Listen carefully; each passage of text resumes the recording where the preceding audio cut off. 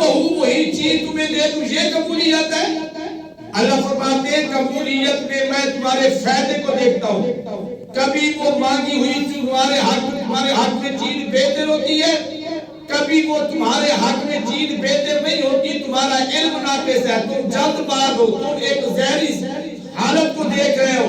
میں تمہارے قیامت کے دن کامیابی کو دیکھ رہا ہوں.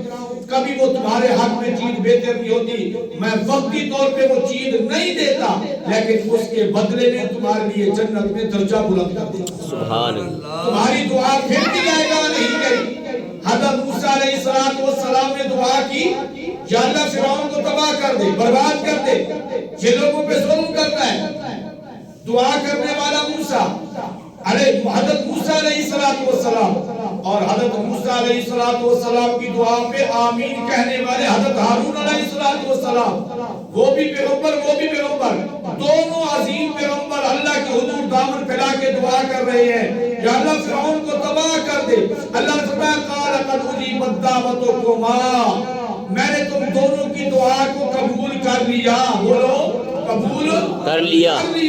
تو کرنے کا مطلب یہ نہیں کہ فی الفور اللہ نے فرعون کو تباہ کر دیا، بلکہ حضرت موسیٰ علیہ السلام کی دعا کرنے کے بعد 40 سال کے بعد فرعون تباہ ہوا. گویا کبھی دعا کا رزلٹ تاخیر سے نکلتا ہے، یہ نہیں کہ فی الفور نکلے تو میں کہوں یہ دعا قبول ہوئی ہے.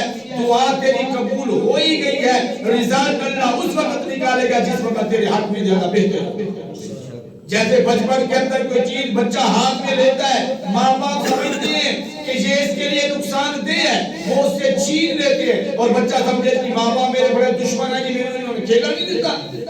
نہیں، ماں باپ تیرے خیر خواہ ہیں، یہ تیری کھیل تیرے واسطے مستقبل میں نقصان دہ ہے. اللہ فرماتے ہیں یہ جو چیز تو مانگ رہا ہے اس وقت تجھے دے دوں تو تیرے لیے نقصان دہ ہے آخرت کی، اس لیے تیری دعا تو میں نے قبول کی ہے کہ جنت میں درجہ بلند کر دیا ہے. بلکہ حدیث پاک میں فرمایا ہے قیامت کے دن اللہ تعالیٰ کچھ لوگوں کو بلائیں گے، تم نے یہ دعا کی، یہ دعا کی، یہ دعا کی، یہ دعا کی، میں نے دنیا میں اس کو عملی جامہ نہیں پہنایا، میں یہاں سطح کرتا گیا، اب اس دعا کے بدلے جنت کا یہ درجہ بلند، اس دعا کے بدلے جنت کی یہ نعمت، یہ درجہ. تو فرمایا کہ جب وہ دعاؤں کی وجہ سے جنت سے نوازا جا رہا ہوگا، خواہش کرے گا کہ کاش کے دنیا میں زیادہ سے زیادہ دعا کرتا، میری وہاں قبول نہ ہوتی، آج مجھے جنت میں اعلیٰ درجے ملتی.